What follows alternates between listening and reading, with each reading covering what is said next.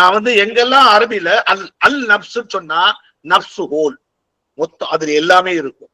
நப்சு ப்ராப்பர்னா இது இன்னர் செல்ஃப், ஆல் மனசு, unconscious aspect of one's ego.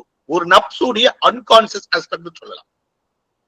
ஒரு நப்சுல கான்சியஸ் ஆஸ்பெக்ட் இருக்கும், அன்கான்சியஸ் ஆஸ்பெக்ட் இருக்கும். அதுல அன்கான்சியஸ் அதாவது நப்சுனா மைண்ட், மைண்ட்ல கான்சியஸ் இருக்கும், அன்கான்சியஸ் இருக்கு. அது கான்சியஸ் தான் அன்கான்சியஸ் நப்சுன்னு சொல்லுவாங்க. கான்சியஸ் என்ன சொல்லுவாங்கன்னா அக்கல் சொல்லுவாங்க, இல்லைன்னா எமோஷன்ஸ், அதாவது கல்புன்னு சொல்லுவாங்க. அப்போ ரெண்டு சேர்ந்ததுதான் ஹோல் நப்சு, முழு மைண்டு அப்படின்னு வரும்.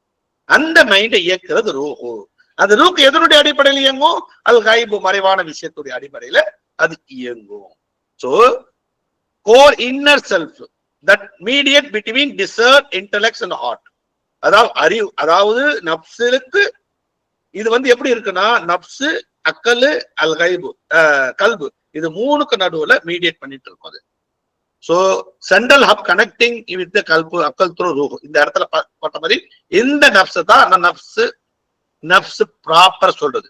இது எல்லாம் சேர்ந்தது தான் நப்சு ஹோல், முழு நப்சு. நப்சுல் குல்லு நப்சுல் தாயிகத்துல் மௌத். ஒவ்வொரு நப்சும் என்ன செய்யுது? மரணத்தை துவை செய்யும். அப்படின்னா இது எல்லாமே சேர்ந்தது தான் அது சொல்லப்படுது. குர்ஆன்ல சொல்லப்படக்கூடிய எல்லா நப்சும் ஃபுல்லா சொல்லுது. அது நப்சுக்குள்ள இருக்க நப்சு ப்ராப்பரு. அது நுணுக்கமாக உளவியல் வல்லுநர்கள், அதாவது இல்மு நப்சு இஸ்லாமிய உளவியல் வல்லுநர்கள் நுணுக்கமாக பிரித்து அதை பார்க்க முடியும். இந்த இது அம்மாரால சொல்றல, அல் நப்சுல் அம்மாரா பிஸ்ஸு, நப்சுல் அம்மாரா பிஸ்ஸு, அது இருக்குல்ல. நிச்சயமாக மனிதனுடைய நப்சு பாவம், சரி இச்சை பாவம் செய்யக்கூடியதா இருக்குனால அது மேல அந்த அம்மாரா லவ்வாமா போன கிளாஸ்ல பார்த்தோம். அதுமே முத்மையின்னா